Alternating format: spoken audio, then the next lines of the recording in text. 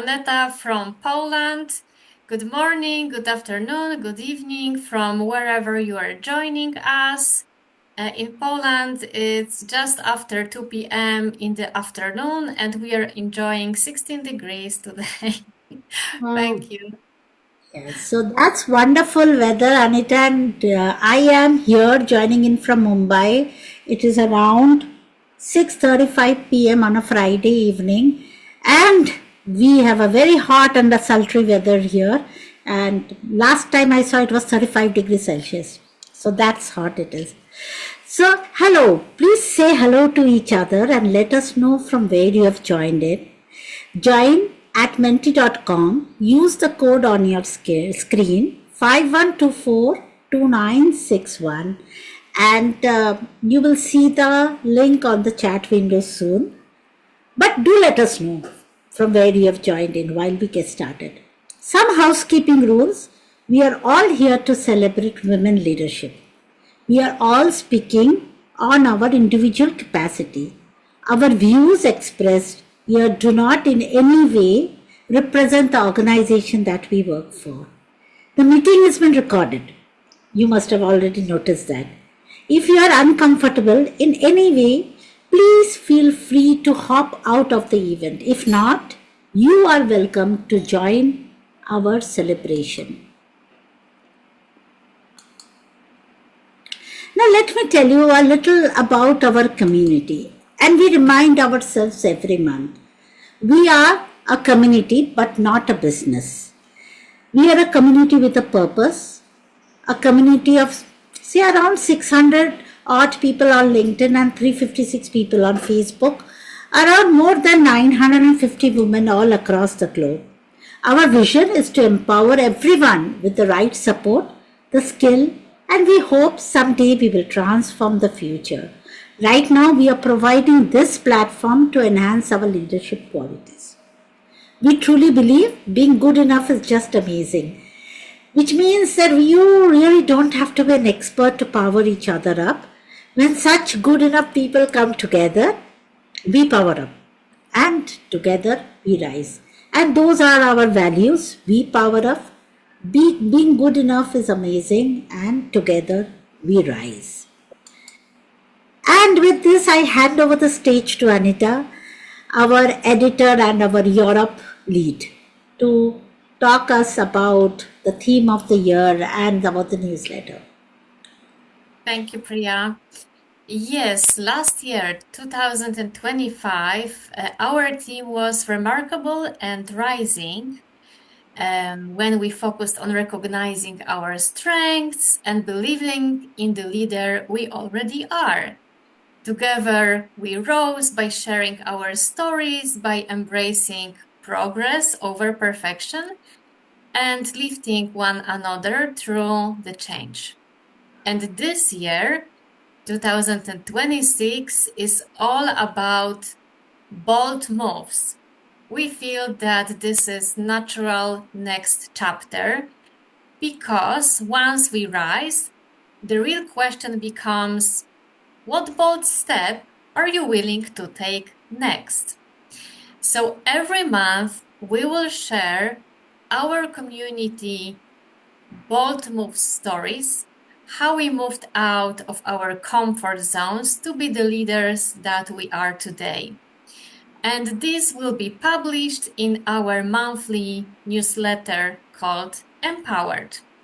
So please, I encourage you to read bold move stories that we have already published.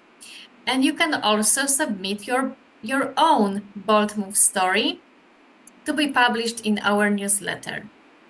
You can subscribe to our newsletter by scanning QR code. And I will also put a link in the chat window in a few minutes. Also the link through which you can submit your bold move story.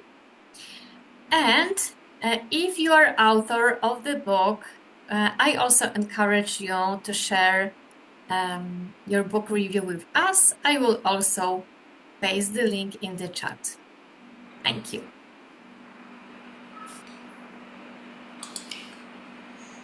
And over to you, Priscilla, Thank you. for the next part. Thank you. Hello again. Here is our Bold Moves calendar, and it's designed as a journey, starting with clarity and courage, moving through building strength, using our voice, taking risks, staying the course, and ultimately leading with impact. These monthly themes mirror the very steps many of us are taking in real life. If you wish to address our community, or you know anyone who wishes to do so on these themes, please reach out to us. And we also need you.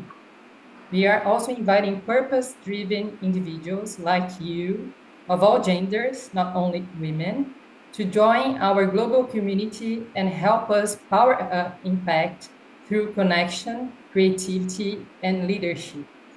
The first role is social media champion to help amplify our voice through creative content and community engagement.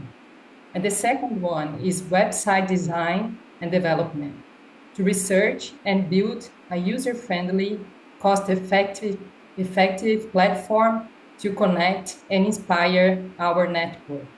Both roles are 100% remote. So if you are interested, please apply using the link that I'm going to share on the chat window in a minute. So thank you, Priya. Over to you.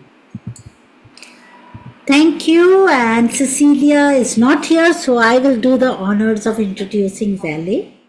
Let me introduce the facilitator of the day, Valley. Valley Laco is a money mindset mentor, author, and the creator of the emotional financial intelligence. That's another EQ, I suppose, right? We know about IQ, we know about EQ.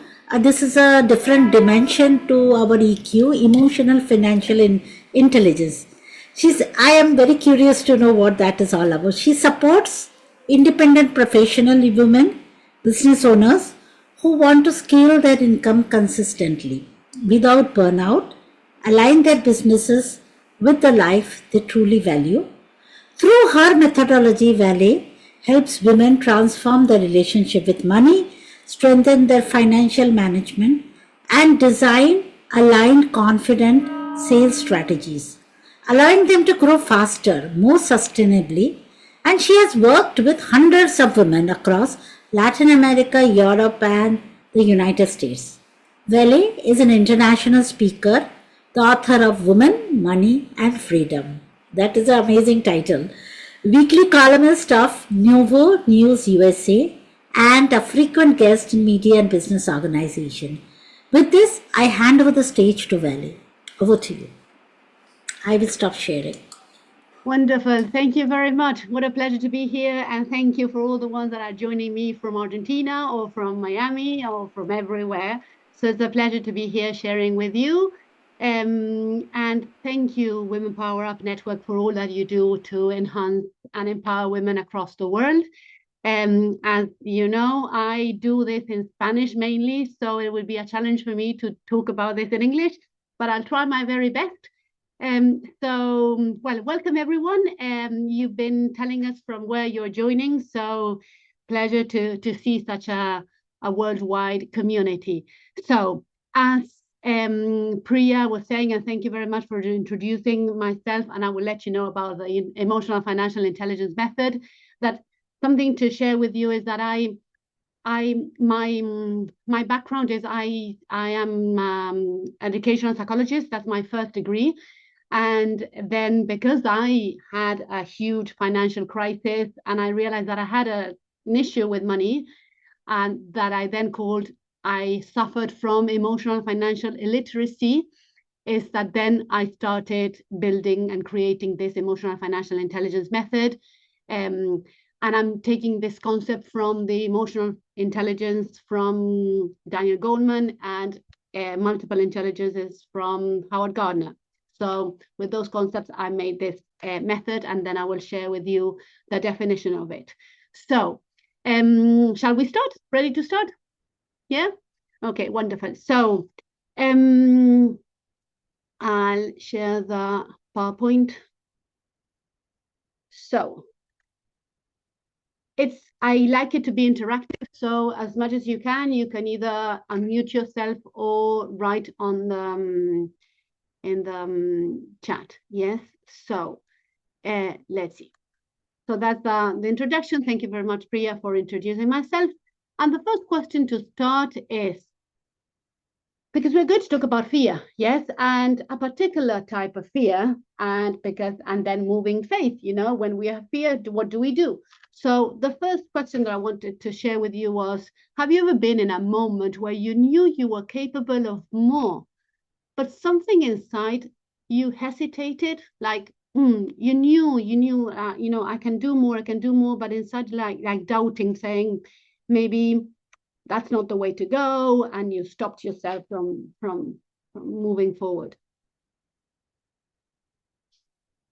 Yes, multiple times. Okay. And those who many times, yeah, it has happened to me many times too.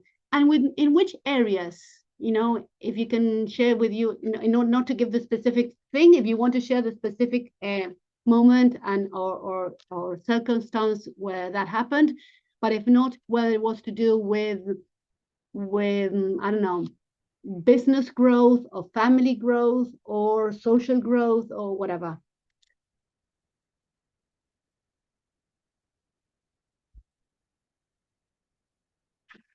Applying for a new job role, business growth. Okay.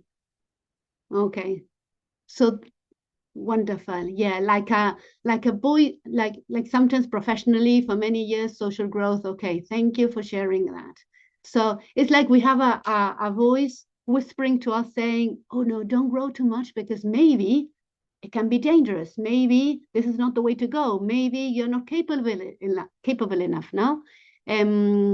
I wanted to expand and was afraid of failing. Well, wonderful. Thank you for sharing. So we're going to go directly into the money-making world. Yes. So because, as you know, I created the emotional financial intelligence method. So all has to do with around money, because I suffered a lot from money issues. So let's go straight into that area, money and making money. So a question that I want to ask you all is, how do you generate income today? And for that, I want to share this quadrant from Robert Kiyosaki, which I think is very educational, that he says that there are 4 ways in which we make money, as employees, as self-employed, employees, we all know what that means. Self-employed is where you don't have, a job with a regular income, a fixed income. If not, you sell something and you make money. You don't sell and you don't make money. So you exchange money, time for money. Yeah. Then business owner or investor. So there are many ways we can. The best thing is to have different incomes, from the different areas. So can you share with us where money comes to you, in which way, as an employee, self-employed, business owner, or investor? So Sole, employee, and self-employed is an the A. Okay, yeah, I should have changed it. It says I left it in Spanish, that is autoempleada. Clearly, I should have changed it. So and that would be a B, and okay, thank you. I was confusing myself. Okay, self-employed and business owner, employee. Thank you for that. Okay, so we have different areas, employees, quite a few, self-employed, and business owners. Wonderful. And Flor is self-employed and business owner. Wonderful. Thank you very much. And the question is, does the way you generate income today allow you to live the life you truly value, or does it postpone it? I know it's a very deep question, one you may want to share the answer with us or not. But sometimes, we make money in a certain way, but then we don't say, because we are type of, we adjust to things, we accommodate, and we go, okay, this is the way I make money. But not many times we question it and say, okay, the amount of money that I make through this, then, through this route, is it allowing me to make to live the life that I truly value or not? Postpone, says Olga. Okay, thank you for your answer. Any other that wants to share their answers? So basically, the question is, are you making the amount of money that you need, that you want to make in order to live the life you truly value or not? Okay, it's on its way. Working on it, Solid, wonderful. I know you are. Today, it allows me. Wonderful, Ceci. Fantastic, and great to see you back. And Tara, yes, but more is always better. Of course, yes, it postpones it. Okay, wonderful. So this is something I say, okay, we can start making changes then. And maybe it's because of fear. Yes, so that's why I'm bringing it over. So do you ever feel that you work a lot, you put in a lot of effort, you close sales if you're a business owner? Jessica, excellent. I'm so glad that you're here. And yet it still feels like it's never enough. Do you feel that way? Yes. And here comes the song from the movie A Million Dreams. Never enough. You know that song? It's so high that I can't sing it, but never, never. Yes, yes, yes, yes, always. That is terrible, ladies. We need to change that, of course, because if not, it's like, okay, a lot of effort and not seeing the results we want to see. So let's move forward. So what have you done so far to transform your financial situation? Because sometimes we see things, but still we don't do anything about it. It's like I always make a comparison between our financial health, I like to call it financial health, and our physical health.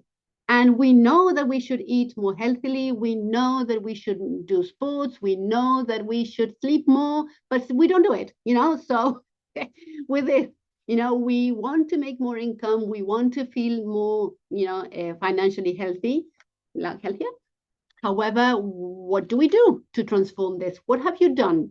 Oh, work and train with ballet to break my mental barriers. Wonderful, Susanna. Chunchu, explore a second income stream. That's a very good way to do it. Yes. So diversify your income. That's wonderful. So what other things do we do? I tell you what I did when I was beginning to do all this. Passive income investment, wonderful. Hi, Preeti. I did courses on selling more, marketing, business models, entrepreneurship, money mindset, constellations. I did so many things in order to transform this. So what have you done, you know, in terms of learning? Maybe getting into the root of doing some financial education and all that. Okay, so it's interesting because then we see, you know, more working, more jobs. Okay, what we do. So, and the question is, having put, you know, once you did all those things, have the changes you expected actually happened? So you did this in order to achieve this. Have those changes happened? Stock market, okay. Sudha, taking slight help from a financial planner. That's wonderful. Yes, going to the people that know more, to the experts, but we need to know too. You know, we have to ask for help, understanding. If not, it's like we are trusting without really knowing whether they are doing the right thing for us or not. Yes. So Antara, yes, help from internet and advisors. Wonderful. So have you actually seen those changes that you were expecting from taking those actions or not? Yes. Yes, that's wonderful. However, you still feel that it's not enough, you know, for what you were answering before. So let's move forward. Sometimes what I've noticed, you know, in my professional life, and that's the reason why I created the emotional financial intelligence method, is that it is not a strategy problem usually. It is a foundation problem, my ladies. When financial identity is not aligned, money does not stay. So we may do a lot of courses looking into the market and how to invest and this and that. But when the financial identity is not aligned, money does not stay. It comes in maybe, but then it goes out. It limits success and it creates exhaustion, because you're exhausted saying, how come, I did this and that, and still it's not staying, Have you ever felt that way? Right, says Antara. Thank you. Okay, so let's continue. Why does this happen? Due to fear, what we are talking about today, fear.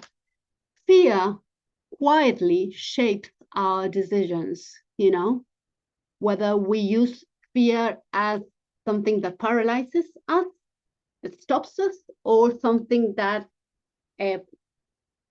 encourages us to move forward. That's what we will continue seeing in the rest of the talk.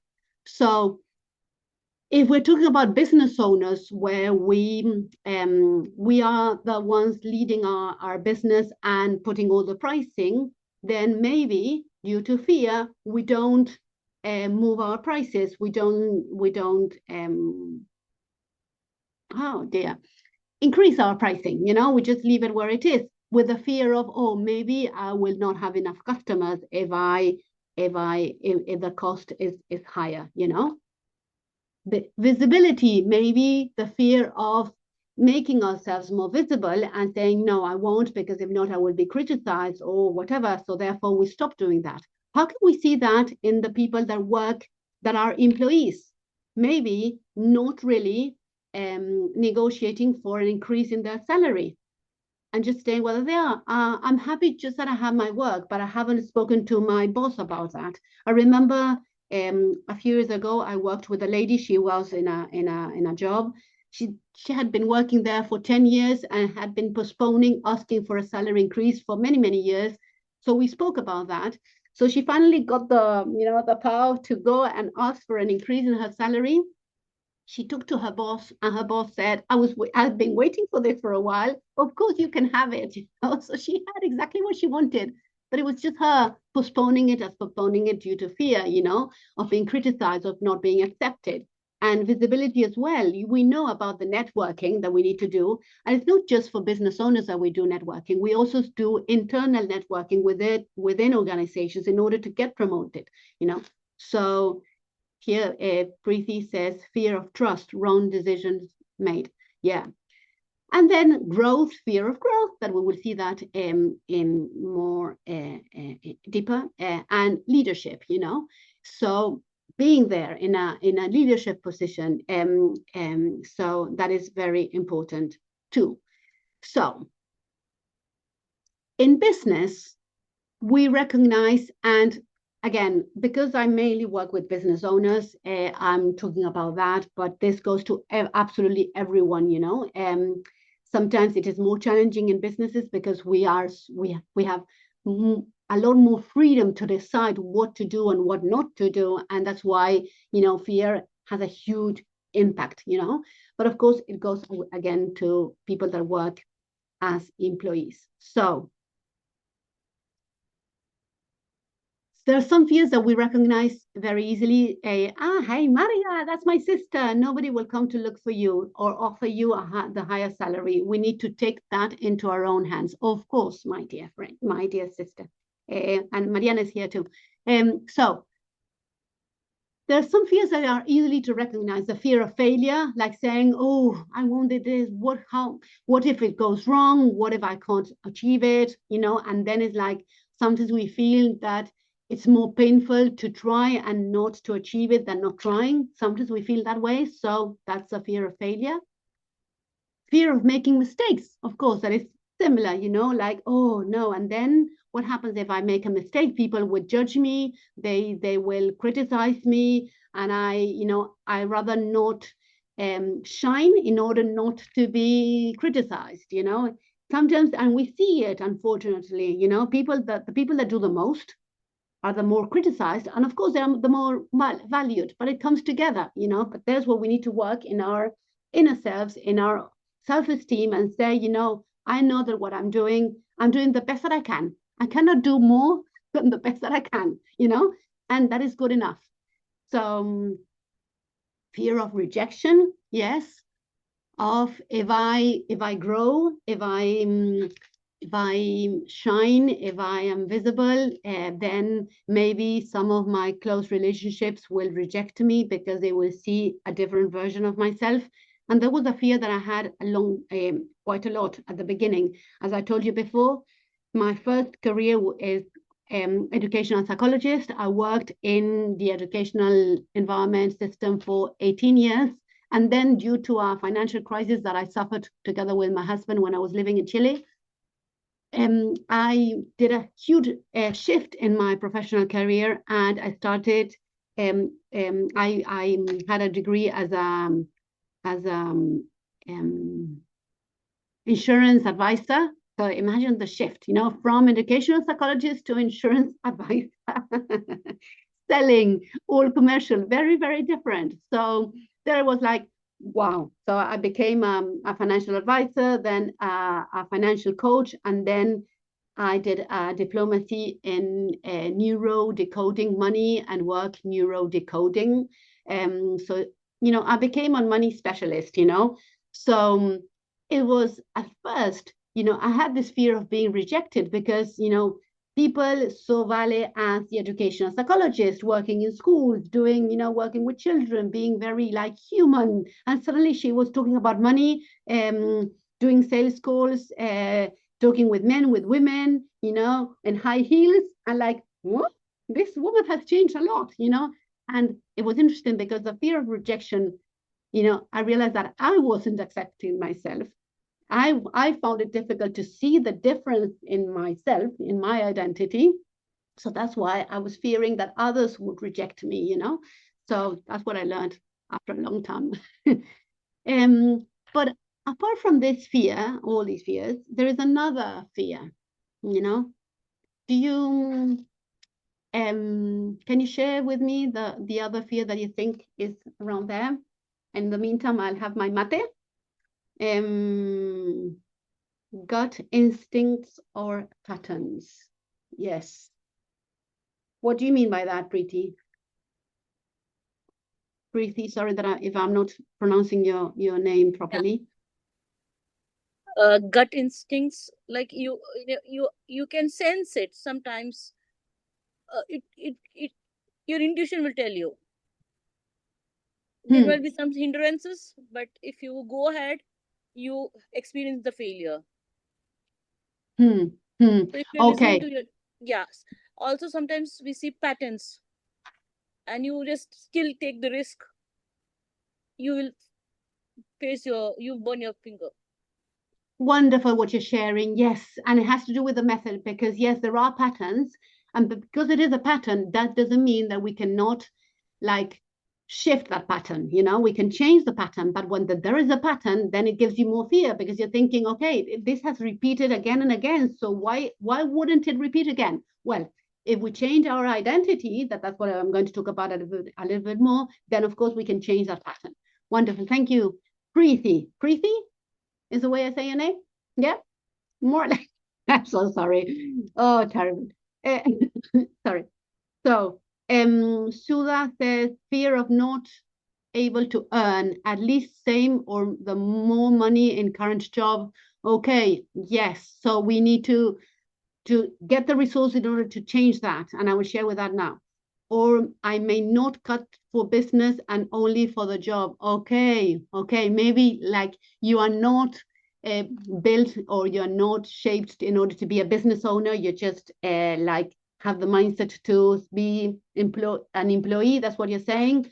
Although I feel there is so much potential of mine which my company doesn't use. Okay, good to see that because there is scope for improvement there. And Chunchu says the fear of not becoming your best self. Oh, you are already your best self. You try every single day. That's the beauty. So wonderful. The fear that I'm talking about, it has to do with the fear of growing, the fear of success. Because usually we have the fear of failure, the fear of making mistakes, the fear of being rejected, but then it's the fear of success. And this type of fear is one that usually people find it difficult to understand, because they say, how come? I want to have more money. I want to make more money. I want to live the life I truly value. Why would I fear of that?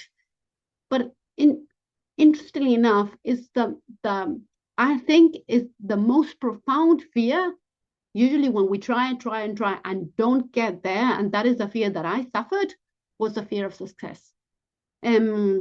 What would happen if I am successful, So because growth is exciting, but it also stretches identity before it expands results, Is there, what thoughts or feelings come to you when I share this with you?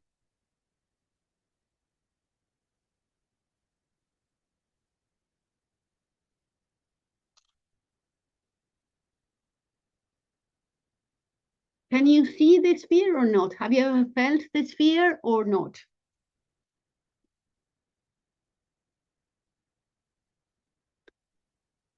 Because of resistance to change or being in comfort zone, yes. Sudha, I don't think I fear of success. Okay, thank you for sharing it. Okay. So my question is, and I always go, there's nothing more true, making your partner feel bad. Wow, Ceci, you're getting there. Your partner, your male partner, mainly, no? And Sudha, but definitely getting out of comfort zone is an issue. Definitely, yes. I want to ask you something. Going back to the question that was at the beginning of the talk, that's why I brought it at the beginning of the talk, You're making a lot of things. You're studying, you are doing this and this and that, but still, many of you, the result that you see is that you're not making the amount of income that you would like to make in order to live the life you truly value, right? So you're making, you're thinking, yeah, but still the result that we see is that it's not in coherence with the amount of effort that we put into it, Can you see that? Do you feel that in your case, in your life?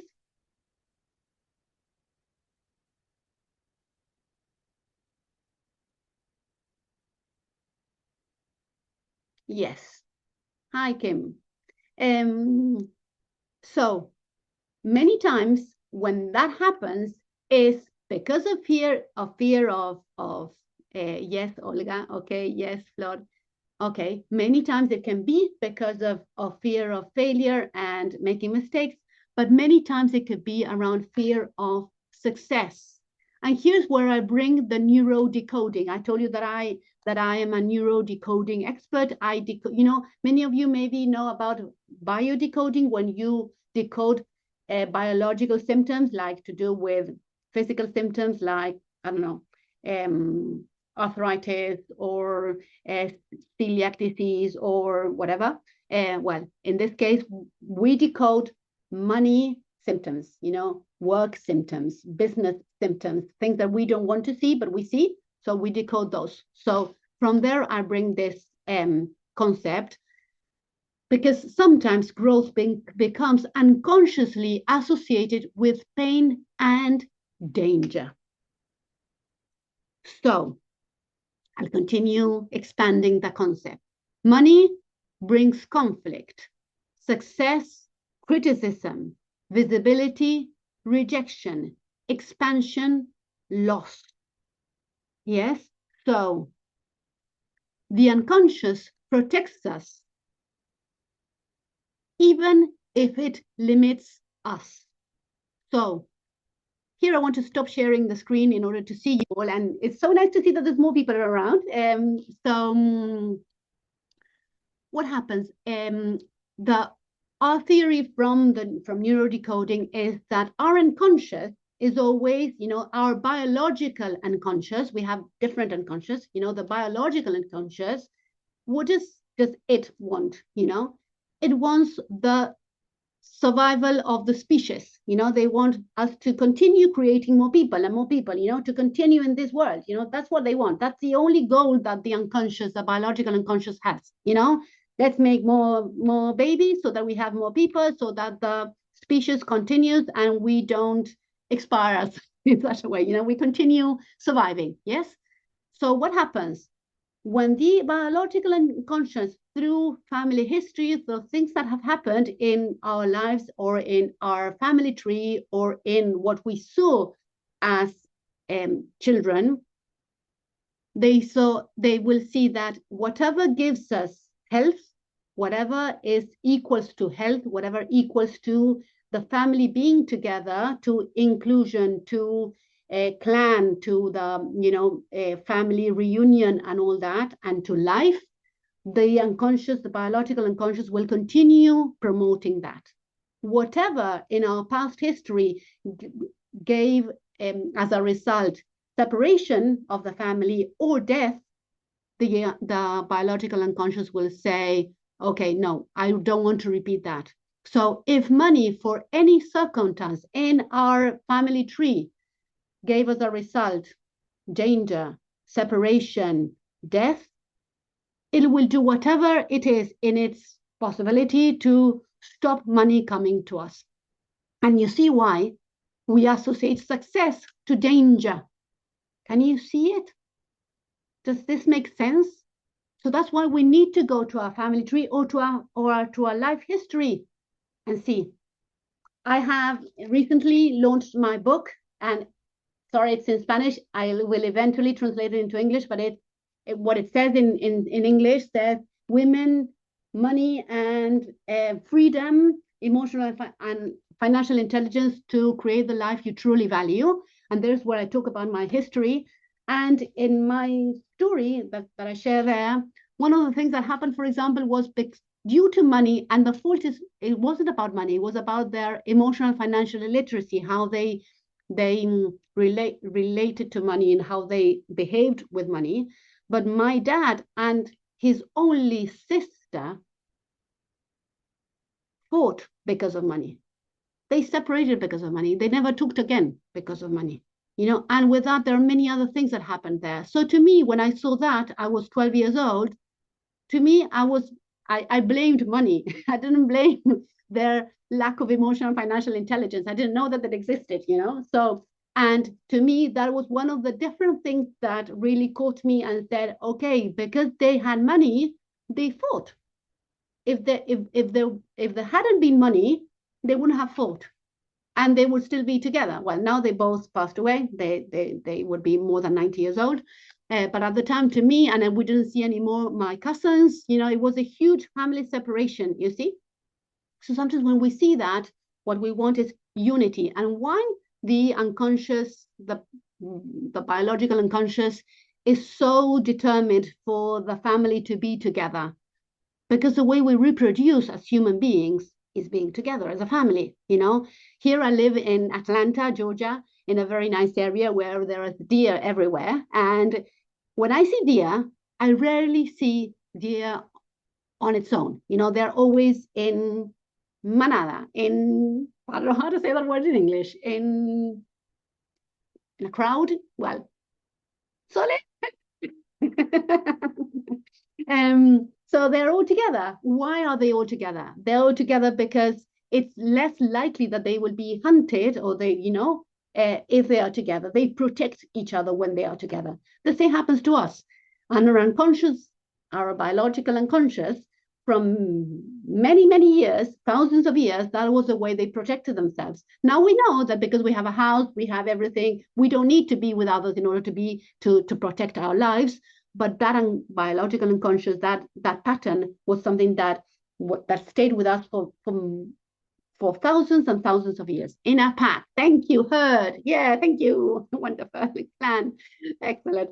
Fantastic. Thank you very much. That's what I meant. Okay, so does this make any sense to you? Why the fear of success may happen? Because we're thinking, what if I make a lot of money? And if I make a lot of money, then I lose what I truly value, as if it had to be one thing or the other. there was a saying that my sisters can agree with me of my mom. She used to say when I was tiny, oh God, we are very religious, and she used to say, oh God, please, I can live under, in a, what is it? I don't know how to say expression in it, but I can have, I'm willing to have nothing as long as my children are all healthy, like saying, please, don't do anything to my children, make them, be very, very healthy. And I'm willing to give everything, like all the material, inside a pipe. Yeah, that is the expression that she said. I could live inside a pipe and, like have nothing material, but still, that's what she said. Yeah. But please make all my children be healthy. So in my perspective, what I literally took as a child was health or money. They can't go together. It's health or money. And we were very wealthy at first. My dad, the reason why my dad and my aunt, they fought was because of the business that they had together from my grandfather. So we were a very wealthy family from my, all my infancy, we were very wealthy. And my mom still said that but it was to do with her financial personality, with her story around money, so it was very incoherent because I was living in a pipe and we live in a duplex in the wealthiest area in Buenos Aires. And so it was very confusing to me, but still, that's why words are so important. And we have to be very careful how we talk to ourselves and we talk to our children, to our community around money. But money, it's also part of health. Exactly, Lusole, with money, we can access the health system. We can access things to help us be more healthy. With money, we can pay for better food, and all that. So that's why we need to question our beliefs. We need to question our thinking in order to allow ourselves to be successful, and she always said, we don't have money. Yeah, she was that was funny. Okay, so because of her money mindset, clearly, So let's continue with the PowerPoint. So here I'm here in the US. I'm part of Nueva Network, Que Onda, and there is I have my own podcast. Every week I record an episode. It's all in Spanish. So for everyone that speaks Spanish, you're more than welcome to listen to it. Eventually, one day I will shift into English because I love to expand to the rest of the community. I think that all women across the world need to work on this, and men too, but we need to focus. So so if you want to listen to it, this is about fear of success. And there is a QR code. If anybody has the link to it and can share it in the chat, I'm very thankful, grateful if you can do that. Yes. So, but so we fear this. We fear this. But then, what is fear?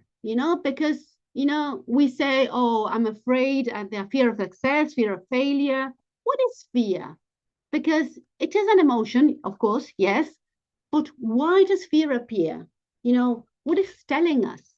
I'm the type of person who thinks, I truly believe that all emotions are functional or unfunctional.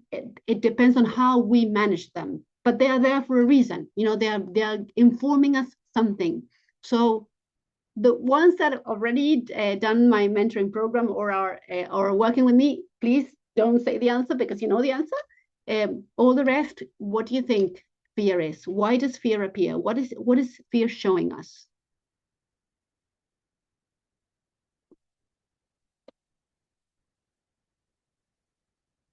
And I have my mate in the meantime. Let's see. Insecurity to protect us of risk, fight or flight. Yes, wonderful. Yes. So we have, and I love it when we have those answers. Olga, possible consequence to our actions. Okay. I love it when I have those answers, because there's a fear that is to do with a more like instinctive fear, that is a fight or flight, where, for example, there is a lion coming over and you go like, oh, this is the fear where you say, oh, what do I do? And do I fight or do I flight? So that is the more like the instinct fear, But there is another type of fear that I like to share with you. Barrier, says Lourdes, which is very, to me, it gave me a completely different way of seeing fear. I'll share with you the definition. This definition, I took it from Norberto Levi. Norberto Levi is an author who has a book called The World of Emotions. I think that's the name. So look at this. Dignity of fear. Fear is a highly valued signal that indicates a disproportion between the threat that we are facing and the resources we currently have available to resolve it. However, our confusion and lack of understanding have turned it into a negative emotion that should supposedly be eliminated. Thank you, Sole, for the link to the podcast. So, you see, I'll explain it in my own words. So, fear comes when suddenly there is a threat and we don't feel that we have the resources to solve that threat. So, for example, say I have the threat of, suddenly 10 people said that they're coming over for dinner. At first, 5 people confirmed, and suddenly there are 10. Oh, the threat. What do I do? I only cooked for 5. Okay, so do I have the resources to solve this? Some people will say, oh, piece of cake. I will just do and I have the meal ready for 10. Other people would say, oh, what do I do? I cannot do this. This is too much. How do I cook for 5 more people? And so you go and you ask for delivery, or you just cancel the whole thing. Some people panic and would say, I cancel this. No, because 5 didn't confirm. They confirm at the last minute, so I'm not doing it. And they just canceled the outing, the meal. To say, that's it. You see, there's a threat, and the resources that we have. We have different resources. People are very skilled at cooking and hosting and are very relaxed. Other people are not. So therefore, some people will move forward, other people will panic. And it's the same threat, you see? One has more resources, other has less resources. So let's go about, so that when you see this definition of fear, don't you feel that, oh, wow, now I understand why it's coming. The only thing that I have to do is ask myself, what's the threat? What are the resources that I have? So if the threat is something that I really want to overcome because this is really affecting my life, let's get the resources. Let's move forward, So if we go back into the fear of success, what is the threat to the fear of success? Going back to what I've shared with you before.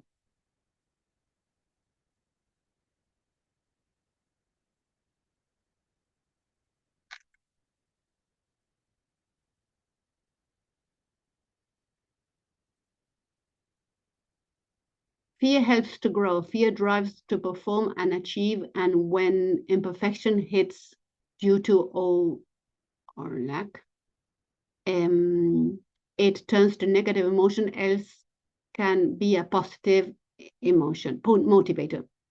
Great. Yes. Olga, greater risk, not being well enough, says Ceci, Chunchu, that it will change who I am. I love it. That's the thread. And thank you, Alejandra, also for the link. Imposter syndrome, says Ceci. Okay. Well, Aneta, what will happen when I reach success? Will there be anything more to achieve? Okay, so that would be the threat in terms of, and Priscilla, failure, impacting yourself and your family. Okay, human greed. Okay. So the threat, if we go back to the fear of success and what I was sharing with you about the biological unconscious, Jealousy of others, Sophie, wonderful. Yeah, yeah, that's one of the emotions that we work as well, you know. So, I don't know whether Sophie, you're the Sophie in England. Okay, so that Chunchu put us, I don't know. Okay, so, oh, bye Chunchu, see you later. This will be recorded. So thank you for being here. So what Chunchu said about what will happen, that I will change who I am, you know, the threat can sometimes be our lives, you know, unconsciously, that could be the threat if we succeed, because money was associated in the past to loss, to danger, to separation, to changing. That Chunchu Susanna brought is very true. Sometimes we think that money transforms us, and money does not transform us. It amplifies who we are, you know. So that's why when we feel this, we need to think about the resources that we can have in order to overcome that. Sophie says, yes, when we are successful or appear a certain way, others become jealous and even aggressive. Okay, yes, sometimes that happens, but maybe it's due to that. I always say that what happens in our environment is somehow what we are attracting, you know. So we can or just move away from those toxic circles because we don't choose them anymore, because we have changed, and the people that really dance in the same energy level, that's the people that we want to stay with, you know. So here Sole says, how will my loved ones see me? Will I have time for them? Okay, great. So those are the fears, you know. Sophie, I think it is rather a form of competition. Of course, yes. When we use it as jealousy and not as admiration, that is the difference between jealousy and, you know, how can we change jealousy into something a lot more productive, a lot more loving, inspiring, you know. So when we see this disproportion and we know the threat, then we need to find the resources in order to overcome that threat, and question ourselves, will I really lose my loved ones if I'm successful or not, you know? Sometimes we can also, let's go to something more like specific, like the fear of success in investing, you know. So we go like, oh yeah, I have the fear of success in investing, and what if, but then the fear of losing also, you know, if I invest and it doesn't go well, so the resource that I would get will be like learn more about investing, you know, the money market, and you know, all the different things that where we can invest. So this is where we need to really go deep inside and realize what we fear of. And for me, the solution, you know, in order to, you know, the resources that we need to get in order to overcome that threat is emotional financial intelligence. Of course, that's what I found the solution to me, you know, and the solution to many women that I have shared the method with. Of course, there are many other ways.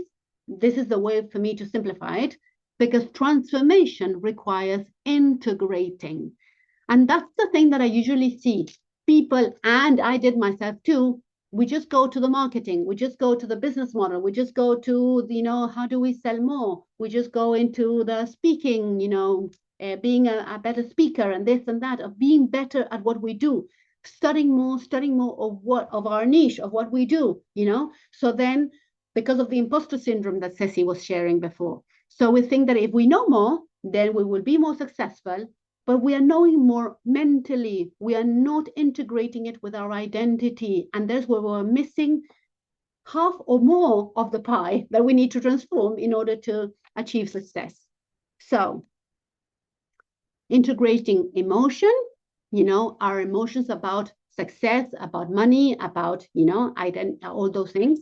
Strategy, our business strategy, or strategy within our company, you know, if we work as employees, you know, the strategy to move up the ladder and not fear of being in a high decision post, you know, that many times that happens to many women. That's why we have the famous crystal ceilings, we call them. You know, crystal ceiling is an English word. You know, the crystal ceiling and the sticky floors. I don't know whether that is the way they say it, but you know, that is very common to see.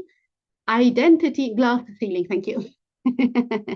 Glass ceiling, and yeah, and financial structure. So we need to integrate everything: emotions, strategy, identity, and financial structure, everything together in order to move forward, in order to face the threat and have the resources in order to resolve it and to move forward.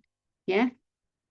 So what is emotional and financial intelligence? You were asking, you know, what is all about that? So to me, the definition that I gave to it is that emotional and financial intelligence is the ability to manage money both emotionally and financially, generating it, like making the money and managing money in coherence. This word is so important, with who we are and in balance with our relationships, so that money becomes a resource, not an end in itself. We don't want to accumulate money just to have the money. If not, it's a resource to live the life we truly value. So it's emotionally and financially, not just financially. We usually learn, okay, I need more financial education. Well, no, also emotional financial education, because we need to know how we behave with money, how we signify money, how we, and in coherence with the life we truly value. So exactly, brief. I actually say that it is I should have put it in English. It is education, finance, economics, neuroscience, and psychology. The way I built this method is fusioning, like integrating all those concepts through all my career, all my studies, you know. So with all that information, I made this method, you know. So money is rarely the real problem. We think the problem is money, as I thought as a 12-year-old when my dad was not talking more to my aunt. You know, I thought that money was the problem, but the real difference lies in the relationship we build with money, the coherence between the life we say we value and the decisions we make every day. That coherence, ladies, is the most difficult thing to do. You know, we say we value this, but then we do another thing. We say we want to be healthier, we want to feel healthier with our bodies, but then we open the fridge and we eat that chocolate cake.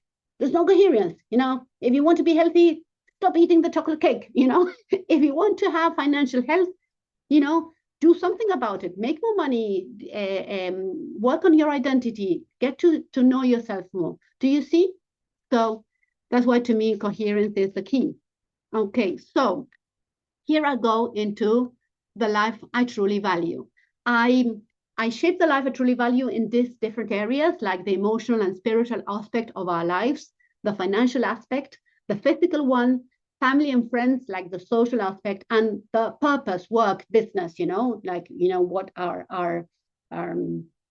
why we do what we do, you know. And here, what I have is saying your business, your work, the way you make money, you know, as the vehicle to build the life you value, the vehicle that will give us the amount of money that we need in order to live the life we truly value. Because we know nowadays that we need money for absolutely everything, because we cannot survive in the world we live today without money. Why? Because with money we get food. Without food, we have no energy and we die. Full stop. You know, we don't have drinking water, you know. We need to have drinking water, and that requires a lot of resources to make water drinkable, you know. Again, money. So so that is the golden circle that goes throughout all the different aspects. As the you know, the way we make money has to be at the service of our life, not the other way around. Many times it happens to people that they work to make money, but they don't live the life they truly value. What's the point in that? You know, it has to be the other way around. What is the life I truly value? How much does that life cost?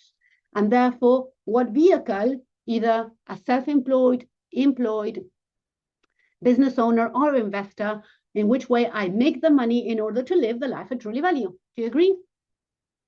Okay, so I know that we are we need to finish, but a few more minutes. Are we okay, Priscilla, with that?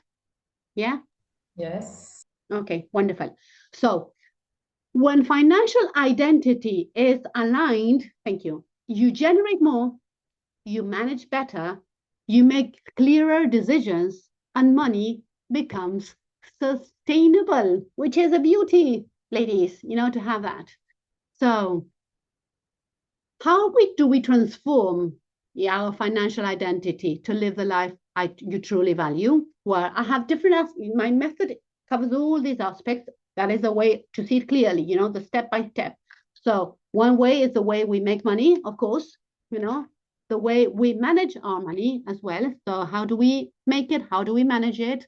And the way we will do these two things, the financial aspect of money, it's hugely influenced by our money mindset. I was telling you before about my mom. My mom was living in a very wealthy environment. Still, she had such a scarce mindset that she felt she had nothing. My dad had the opposite financial personality. He always thought he had more than what he had. So he was very generous and gave and enjoyed. Imagine those two financial personalities living in the same house with 8 children, because I'm the youngest of 8,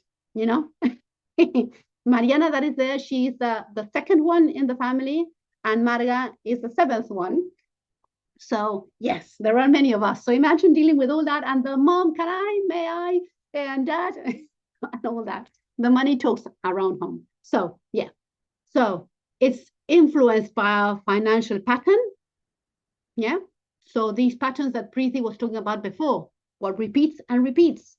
If the pattern is that you make just enough in order for money not to, to have extra money, spare money, because if you have spare money, maybe your biological unconscious sees it as threatening, as dangerous.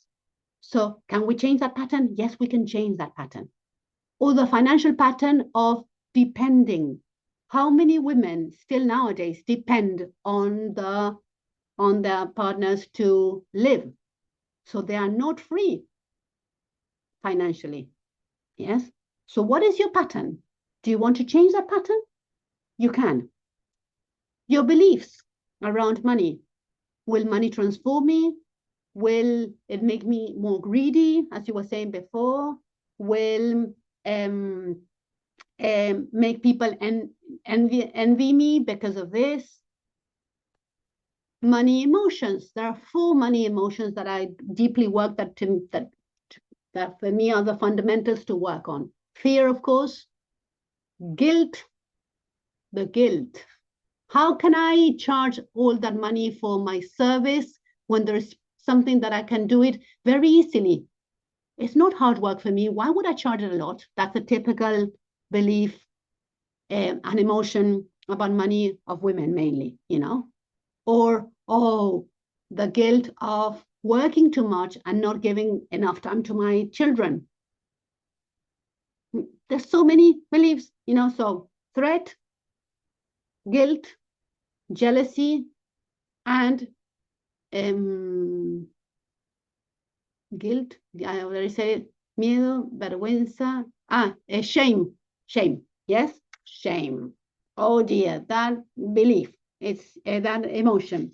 So, Preeti, I hesitate to ask, when I'm broke and adjust, which affects emotionally resulting in frustration, better planning and less risk, but what is the root cause and how to break? When I am broke and adjust, which affects emotionally resulting in frustration. Can you unmute, Preeti? I can't understand you.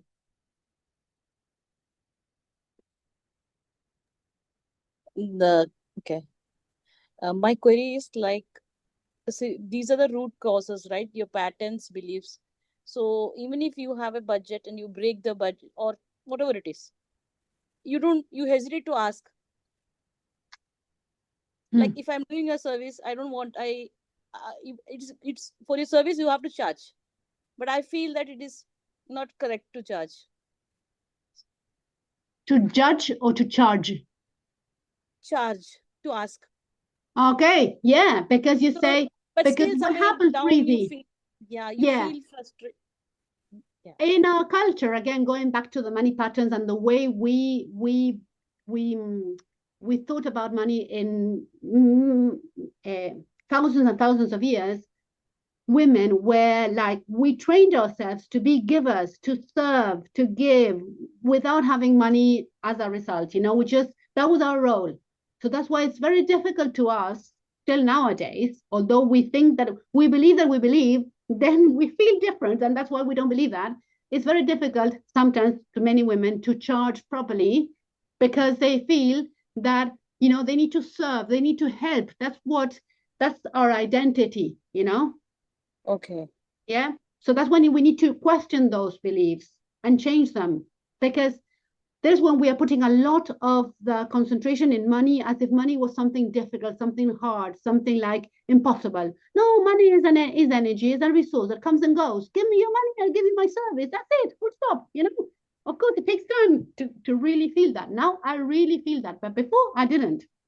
My mindset, ladies, was very similar to my mom's, not to my dad's. Madagascar, the one that is there, my sister's, was similar to my dad's and not to my mom's. You know, so now what I've learned was to have the best of my mom and the best of my dad to make my perfect financial personality. You know, when you know your financial personality, I talk about 5 financial personalities. Let's see if I know them in English. One is being the saver. You know, when you save money. The other one is the analytic. You analyze everything. The other one is the impulsive. You know, let's spend money. Then is the giver, the ones that love giving money, you know, buying presents for everyone. And then is the altruist, you know, like the alchemist, the altruist. All of them have their strengths and their weaknesses. Getting to know our financial personality is so illuminating, really, because once you know yourself, you are able to make adjustments, you know, and create your best financial personality: saver, analytic, giver, altruist, and impulsive, spender. Yeah, that one. Okay. One more question. That is why women fail to negotiate. Salary negotiation, we have a disparity. Same job, same profile, but we don't get it. There are some who can negotiate, and because they have a higher identity. But exactly. HR can sense it. You know why? Because men are seen, their identity for many, many years was, you know, what identified as was being the money makers.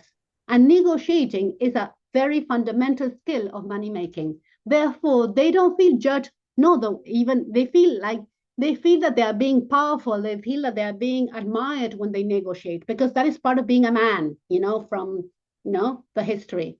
For us, negotiating is like seen as not allowed, as wrong, you know, because we need to serve. We don't make money, so we don't need to negotiate, you know.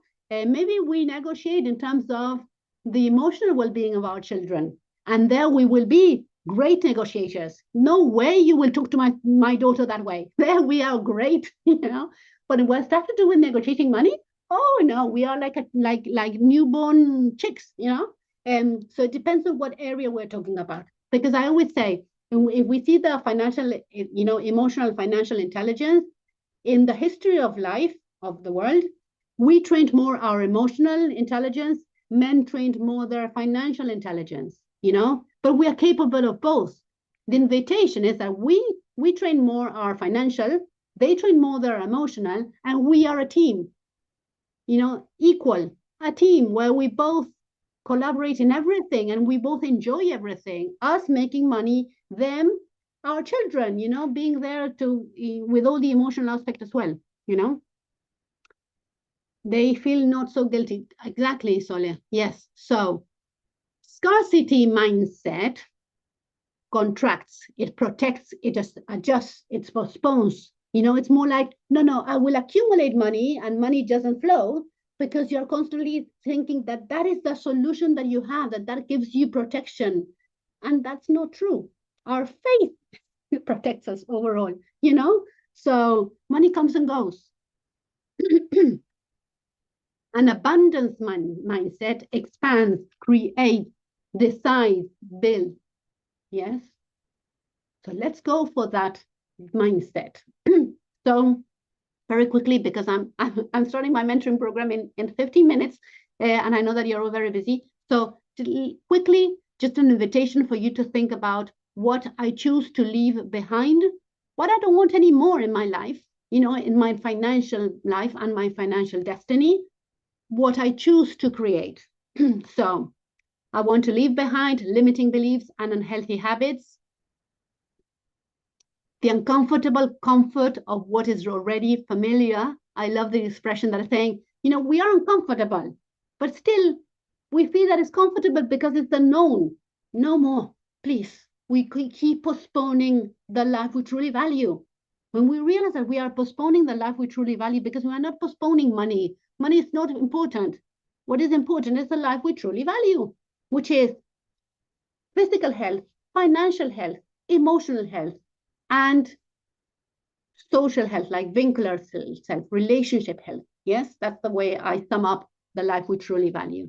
Yes, business chaos and improvisation, or the work chaos and improvisation. Yes, what I choose to create, a professional business to scale my income.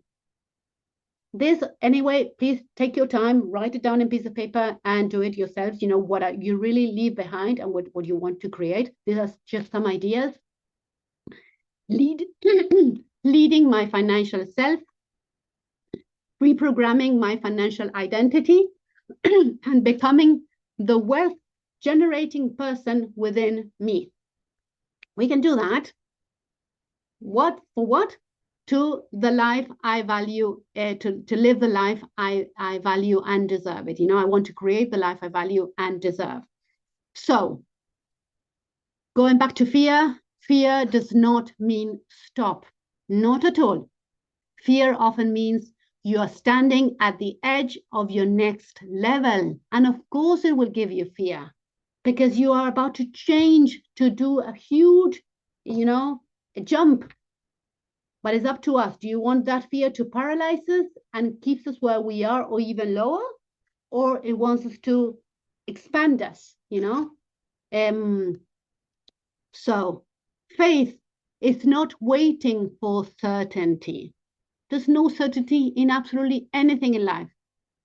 You know, God to me only, you know. Faith is moving forward while you build the resources that you need. We need to get the resources, you know, to transform our identity, integrate it with all the financial and the strategy thing, and make all the money that we want, a lot, to live the life we truly value. Yes. So thank you for that. Here is you know, there's a form, it's in Spanish. So just for those who speak Spanish, here's a form about, are you ready to lead your financial self and scale your wealth? Here, because I have many resources, some of them, you know, it's a book that is in Spanish, then there's a podcast, then there is a financial health test that is in Spanish. Some of them are free, others are, you know, they have a cost.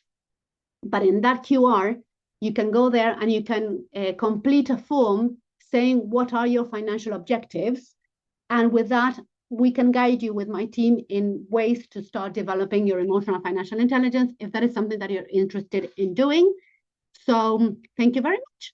And well, my social media is all Vale Laco, so in Instagram, Facebook, YouTube, and LinkedIn. So thank you all. A pleasure to be here with you. Yeah, I read you there. Okay. Oh, you're welcome, Priscilla. I'm really glad that it was enlightening. My pleasure, Aneta. So the microphone is open to anyone that wants to ask something or share something. My pleasure, Preeti. Thank you for your interaction. I really value that. It makes the whole session a lot different once you really share your thoughts. You're welcome, Antara. No, you're welcome, Jessica. So do you feel that you have more resources? Yeah? Okay. My pleasure, Ceci. Okay. So there's the Menti. I don't know whether oh, Marce, qué lindo verte. My pleasure. Over to you, Cecilia, now that you are back. Yes, thank you, Vale. It was a wonderful session. Thank you very much for your generosity. And please receive the certificate of appreciation for your wonderful session, your wonderful conference. Thank you very much. Thank you. Thank you. It was a real pleasure. Thank you all for sharing. And thank you, everyone. With this, we wrap up our second event of the year. Let us know what you think. The Menti code is there on the screen as well as on the chat window. We will be back in April 10th to be precise. And this time we will talk about do not drop the excuses. And with this, take care, stay safe, and be bold. Thank you. And we will take a picture. Yeah. Oh yes, that's great. Recording it. Yes.